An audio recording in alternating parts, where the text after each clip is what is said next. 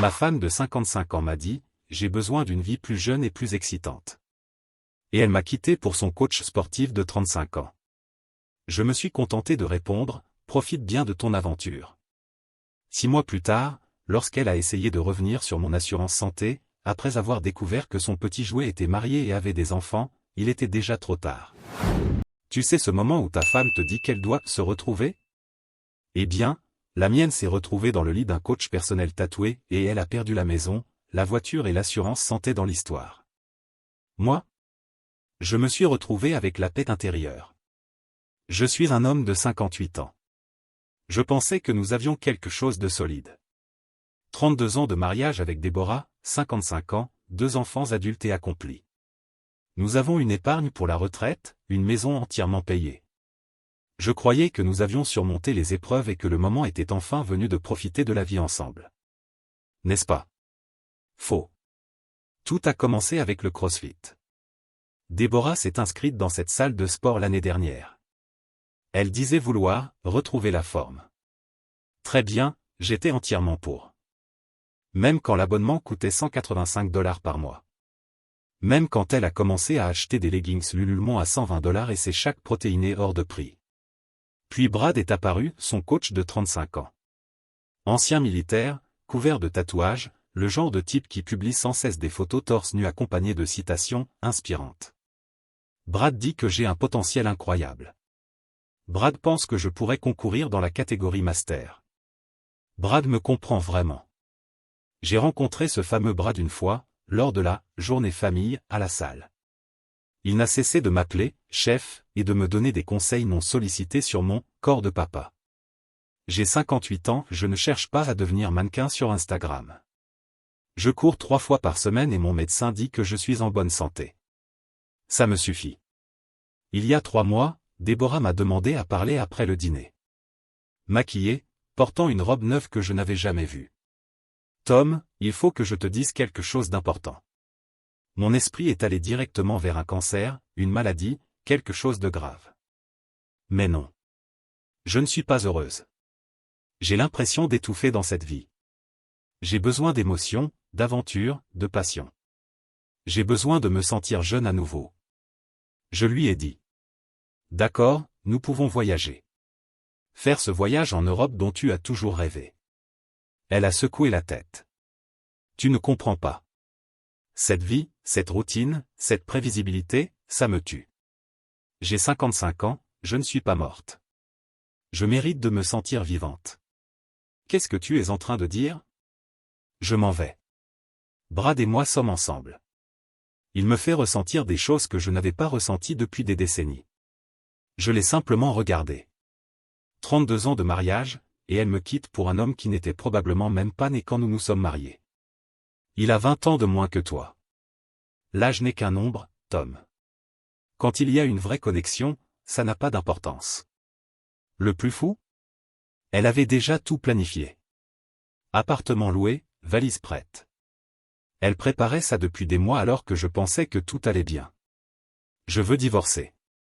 Brad et moi allons vivre ensemble. Il va m'aider à devenir une influenceuse fitness. Une influenceuse fitness. À 55 ans. Avec 2000 abonnés sur Instagram, dont la moitié sont des bots achetés. J'aurais pu supplier, pleurer, me mettre en colère. Mais j'ai simplement dit. Très bien. Profite de ton aventure. Elle a été choquée que je ne réagisse pas. C'est tout? C'est tout ce que tu as à dire? Qu'est-ce que tu veux que je dise? Tu as déjà fait ton choix. Tu échanges 3 décennies de vie commune contre un type nommé Brad qui prend son pré-workout au petit déjeuner. Bonne chance avec ça. Elle est partie cette même nuit.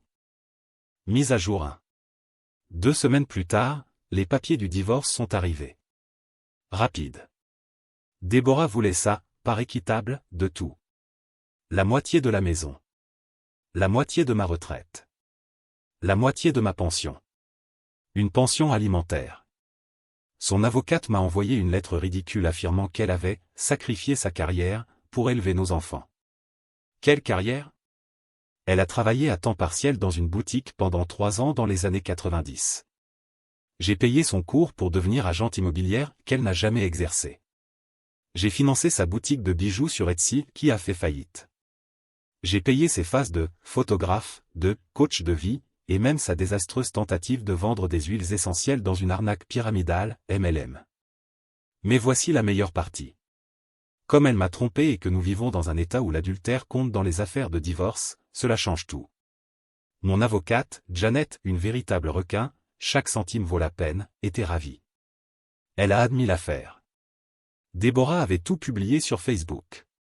Des photos d'eux ensemble, légendées, mon nouveau chapitre avec mon âme sœur étoile en cercle. Janet a éclaté de rire. Ça va être encore plus facile que je ne l'avais imaginé. Pendant ce temps, Déborah vivait son apogée sur les réseaux sociaux. Selfies à la salle de sport avec Brad chaque matin. Photos de smoothies verts et de séances de yoga au lever du soleil, avec des légendes du style. Choisis le bonheur.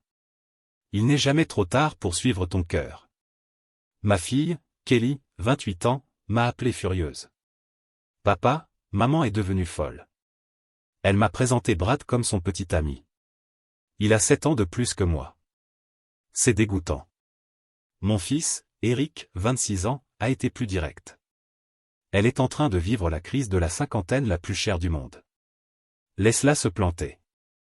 Mais son culot ne faisait que commencer. Déborah m'a envoyé un message pour demander une aide temporaire pour ses dépenses tant que le divorce n'était pas finalisé. Tom, j'ai besoin d'aide pour payer les factures. Le loyer de l'appartement est cher et Brad est entre 2 emplois, pour le moment. Entre 2 emplois. Le coach sportif à succès, censé l'aider à devenir influenceuse, était au chômage. Moi? Toute communication passe par les avocats. Elle. Ne sois pas mesquin. Nous avons été mariés pendant 32 ans. Nous l'avons été. Passé. C'était ton choix. Elle a tenté d'accéder à mon compte bancaire, mais j'avais déjà tout séparé. Elle a appelé en hurlant que je la maltraitais financièrement. Tu es cruel. J'ai des droits. Tu as le droit de trouver un travail. Brad peut subvenir à tes besoins maintenant, non? C'est ce que font les partenaires. Elle m'a raccroché au nez. Mise à jour 2. 6 semaines plus tard, le masque a commencé à tomber et vite. Il s'avère que le entrepreneur, Brad n'était pas seulement entre 2 emplois. Il avait été licencié de la salle de sport pour avoir couché avec des clientes. Au pluriel. Déborah n'était pas spéciale, elle était simplement celle qui avait le plus d'argent. Comment l'ai-je découvert? Une autre cliente, Miranda, m'a envoyé un message sur Facebook. Elle aussi avait eu une aventure avec Brad. Elle pensait qu'ils avaient quelque chose d'exclusif, jusqu'à ce qu'elle voie les publications de Déborah. Miranda m'a envoyé des captures d'écran de messages datant de l'époque où Brad était déjà avec Déborah. Dans ces messages, il disait des choses comme: je travaille sur un grand projet, j'ai juste besoin de quelques mois pour tout mettre en place. Ma situation actuelle n'est que temporaire. J'ai tout transmis à mon avocate, Janet. Elle a envoyé les captures à l'avocat de Déborah accompagné d'une note. Votre cliente voudra peut-être reconsidérer ses exigences. Mais Déborah a décidé de redoubler d'arrogance. Elle a publié un long message sur Facebook, disant que j'essayais de détruire son bonheur et que les hommes rejetés et amers ne supportent pas de voir des femmes fortes faire leur propre choix. Des femmes fortes. Elle n'est même pas capable d'ouvrir un bocal de cornichons toute seule. Le problème de l'assurance santé. Déborah était toujours couverte par mon excellent plan d'assurance santé d'entreprise, couverture complète, faible franchise, soins dentaires et ophtalmologiques inclus. Elle pensait qu'elle continuerait d'en bénéficier pendant le divorce. Faux. Dans notre État, pendant une séparation légale, je n'étais pas obligé de la maintenir sur mon assurance, surtout après un adultère. Alors, lors de la période de renouvellement, je l'ai immédiatement retirée du plan. 2 jours plus tard, j'ai reçu un appel.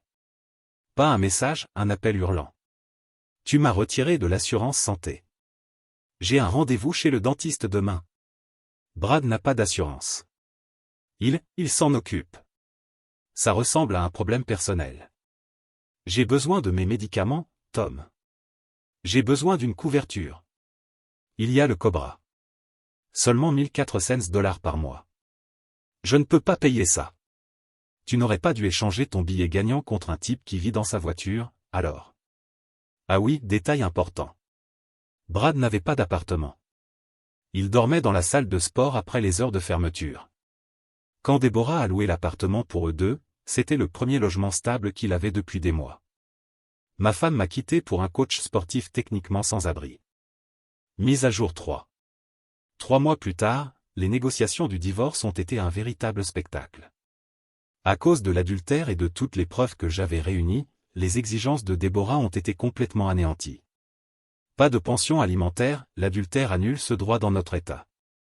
Elle n'a obtenu que la moitié de sa part de la maison, mais elle a dû accepter de la vendre immédiatement, puisqu'elle n'avait pas les moyens de me racheter la différence. Elle a reçu la moitié de mon 401K, correspondant aux années de mariage, avec pénalité de retrait anticipé, car elle avait besoin d'argent rapidement.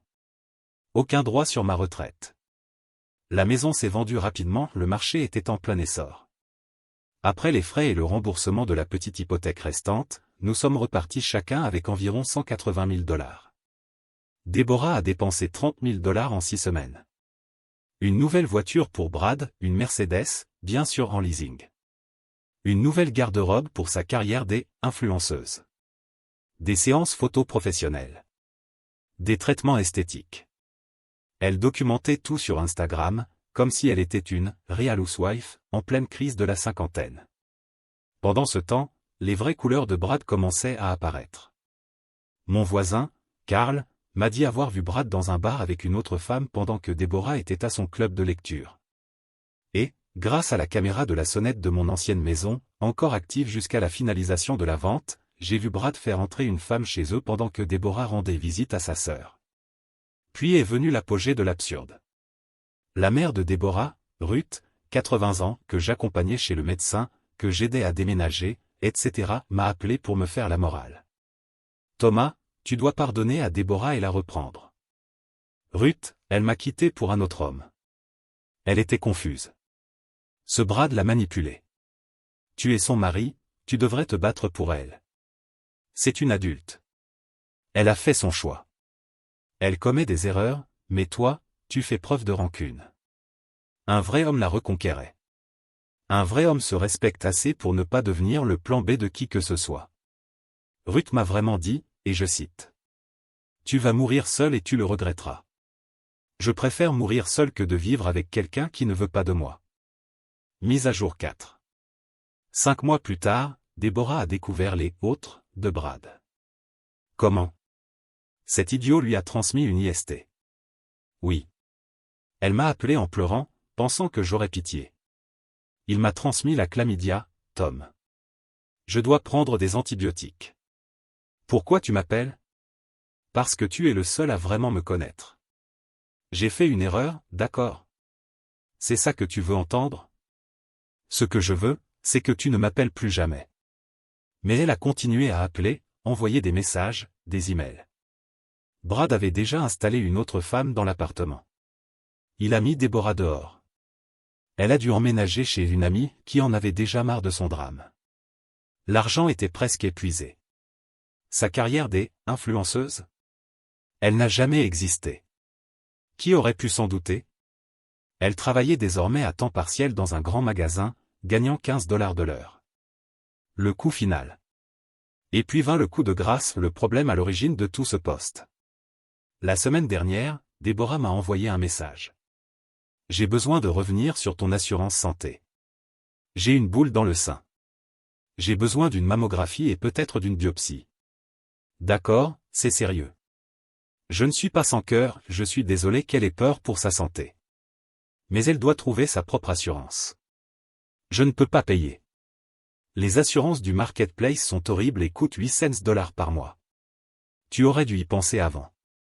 Tu vas vraiment me laisser mourir par mesquinerie? Dramatique, non? Tu ne vas pas mourir. Tu as juste besoin d'un examen. Va au Planned Parenthood, ils adaptent leurs tarifs à tes revenus. Ce qu'elle ne savait pas. Je me suis remarié. Oui, rapidement. Mais quand on sait, on sait. Patricia, 56 ans, veuve. Je l'ai rencontrée dans un groupe de soutien au deuil pour les personnes traversant de grands changements dans leur vie. Nous nous sommes immédiatement connectés. Pas de drame, pas de jeu, juste deux adultes qui savaient ce qu'ils voulaient. Nous nous sommes mariés civilement il y a 2 semaines, une petite cérémonie, seulement la famille proche. Patricia est déjà inscrite sur mon assurance santé en tant qu'épouse. La rencontre au bureau. Hier, Déborah s'est présentée à mon travail, exigeant que je la remette sur mon assurance, pour des raisons humanitaires. Patricia était là, déjeunant avec moi. Le visage de Déborah quand Patricia a ouvert la porte de mon bureau en portant une alliance, inoubliable. Vous êtes mariés? Patricia, douce comme le miel. Oui. Il y a 2 semaines. Vous devez être l'ex-femme. Tom m'a tellement parlé de vous. Déborah s'est tournée vers moi. Tu m'as déjà remplacé? Remplacé, implique que tu avais encore le poste. Tu as démissionné, tu te souviens. Voici Patricia, ma femme. Mais j'ai besoin d'une assurance. Patricia, toujours souriante. As-tu essayé le marketplace? Ou peut-être que ton petit ami pourrait t'aider. On a rompu. Dommage. Bon, nous devons retourner à notre déjeuner. Ravi de t'avoir rencontré. Déborah est restée plantée là, ouvrant et fermant la bouche comme un poisson hors de l'eau. Puis sont venues les larmes. Tom, s'il te plaît, j'ai peur. J'ai besoin d'aide. Tu avais besoin d'aide quand tu courais après un coach de 35 ans. Tu avais besoin d'aide quand tu as gaspillé l'argent du divorce. Tu avais besoin d'aide quand tu postais sur ta « nouvelle vie incroyable » sur Facebook. Maintenant, tu as besoin d'un travail avec des avantages sociaux. Mise à jour 5. Situation actuelle. Cela fait une semaine depuis l'affrontement au bureau, et l'escalade a été incroyable. D'abord, Déborah a complètement perdu les pédales sur les réseaux sociaux. Elle a publié des messages expliquant comment je l'avais abandonnée dans son moment de besoin. Comment j'y exhibais ma nouvelle épouse. Et comment les hommes remplacent toujours par des modèles plus jeunes. Détail amusant, Patricia est plus âgée qu'elle d'1 an. Sa publication s'est retournée contre elle. Les commentaires ont été impitoyables. Mais ce n'est pas toi qui l'as quitté pour un coach sportif? Chérie, tu as publié des photos avec ton toy boy pendant des mois. Maintenant tu es furieuse parce qu'il est passé à autre chose. C'est embarrassant. Supprime ça. Mon préféré est venu de sa cousine. Déborah, tu as 55 ans. Il est temps de grandir. Elle a supprimé le post en quelques heures. Les interventions familiales. Puis sont venues les tentatives d'intervention de la famille. Mon ex-beau-frère a appelé pour essayer de me faire culpabiliser. Sa sœur s'est présentée chez moi. Sauf que, surprise, j'avais déjà déménagé. Même nos enfants s'en sont mêlés, mais pas comme elle l'espérait. Kelly a été directe. Maman, tu as fait ton lit. Littéralement, avec Brad. Eric a été encore plus dur. Peut-être devrais-tu te concentrer sur ta vie. Au lieu de poursuivre papa et Patricia. La traque. Ah oui, la traque. Elle a suivi Patricia jusqu'à son cours de yoga. Elle est restée assise sur le parking. Patricia, qui a vécu bien pire. Son premier mari est mort d'un cancer. N'a même pas été ébranlée. Elle est simplement allée vers elle et a dit. Déborah, c'est embarrassant pour nous deux. Tom est passé à autre chose. Tu devrais en faire autant. La spirale financière. La voiture de Déborah a été reprise. Tu te souviens de la Mercedes en leasing à leurs 2 noms? Brad a arrêté de payer. Elle a été expulsée de chez son ami pour ne pas avoir contribué au loyer. D'après ce que j'ai entendu, elle vit maintenant chez sa mère, Ruth. Dans la maison de retraite, dormant sur le canapé. Ruth m'a rappelé. Elle est ta responsabilité. Non, Ruth. C'est une adulte qui voulait de l'émotion et de l'aventure. C'est exactement ce qu'elle vit. Aventure n'est qu'un autre mot pour absence de planification. La véritable conclusion. Vous vous souvenez de la boule dans son sein? Elle a finalement été au Planned Parenthood. Un kyste bénin. Complètement inoffensif. Mais elle avait déjà raconté à tout le monde que je la laissais mourir d'un cancer. Autant dire que c'était plutôt gênant. La cerise sur le gâteau. Hier, j'ai reçu un message d'un numéro inconnu. C'était Brad. Salut, chef. J'ai entendu dire que tu t'étais remarié. Bien joué. Au fait, Deb est folle.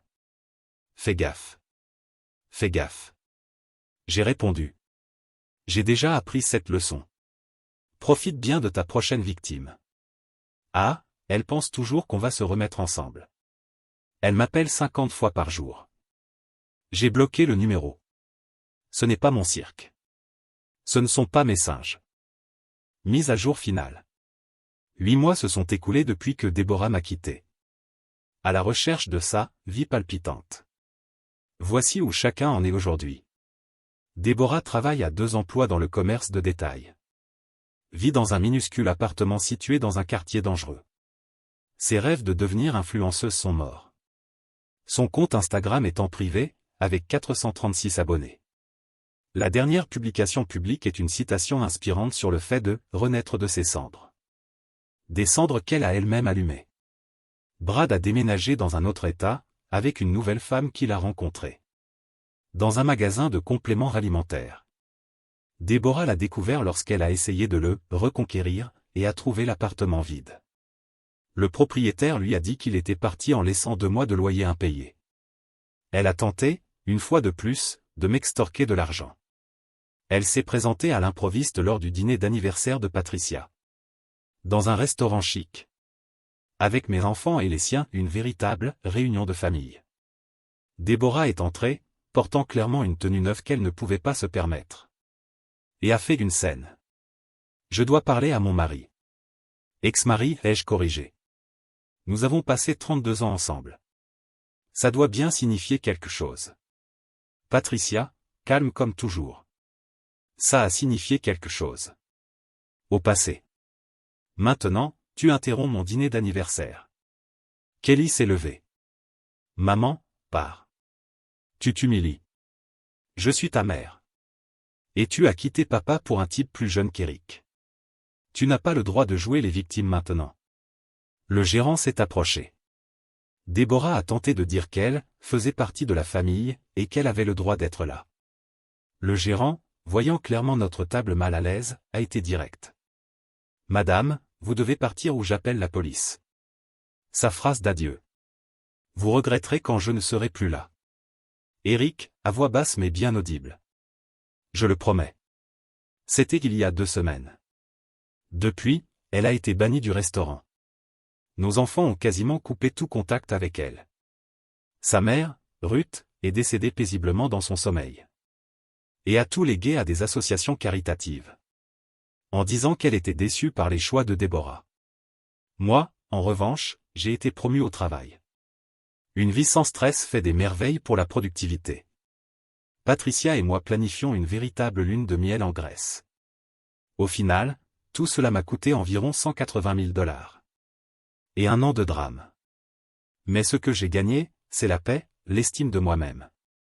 Et une partenaire qui veut vraiment être avec moi. Déborah voulait de l'excitation. Elle en a eu. La faillite, c'est très excitant. Les avis d'expulsion sont pleins d'adrénaline. Et voir son « toy boy » partir pour quelqu'un de plus jeune est toute une aventure. Elle m'envoie encore des messages de temps en temps, depuis différents numéros. Toujours avec une urgence, une crise, une raison quelconque pour demander de l'argent. Je ne réponds pas. Patricia et moi en rions autour d'un verre de vin. Un autre message de l'ex ? Demande-t-elle. Ouais. Cette fois, elle a besoin d'argent pour réparer sa voiture. Eh bien, elle ne voulait pas une vie plus excitante ? Marcher, c'est toute une aventure. On rit. Nous sommes heureux. La vie est belle. Pendant ce temps, Déborah apprend que les filtres Instagram ne paient pas les factures. Que les coachs sportifs de 35 ans ne s'intéressent pas longtemps aux femmes de 55 ans. Et que brûler des ponts te laisse sans chemin quand la crue arrive. Quelqu'un m'a demandé si j'avais pitié d'elle. Non. Elle avait tout. Une famille aimante. Une maison payée. Une vie confortable. Et la possibilité d'une retraite anticipée. Elle a tout jeté pour une illusion vendue par un homme. Qui ne pouvait même pas payer son propre loyer. Les actions ont des conséquences. Elle a fait ses choix. Maintenant, elle vit leurs conséquences. Et moi ? Je vis ma vie prévisible et ennuyeuse. Avec mon épouse de la même tranche d'âge. Mes comptes de retraite en bonne santé. Et une excellente assurance santé qui nous couvre tous les deux. L'ennui n'a jamais été aussi agréable. Eddie. Puisque certains demandent. Oui, tout cela est vrai. Et non, je ne me sens pas coupable. Elle a fait ses choix. J'ai fait les miens. La différence, c'est que les miens n'impliquaient pas de détruire un mariage de 30 ans. Pour quelqu'un qui vit de faire des burpees. Pour ceux qui m'ont envoyé un message en disant que j'étais amer. Je suis littéralement assis sur la terrasse en ce moment. Patricia prépare le dîner. Et nous allons regarder le match. Si c'est ça être amer. Alors je préfère 1000 fois cela au doux que Déborah pensait être le bonheur. Commentaire Monsieur Reddit. Certains appellent cela du ressentiment, moi j'appelle ça la justice poétique. Déborah voulait revivre, elle a fini par renaître dans un cauchemar qu'elle a elle-même créé. Pendant qu'elle nage dans les conséquences de ses choix, Tom profite d'une vie paisible, stable et heureuse. Moralité, l'herbe n'est pas plus verte ailleurs, surtout quand on l'arrose avec des illusions.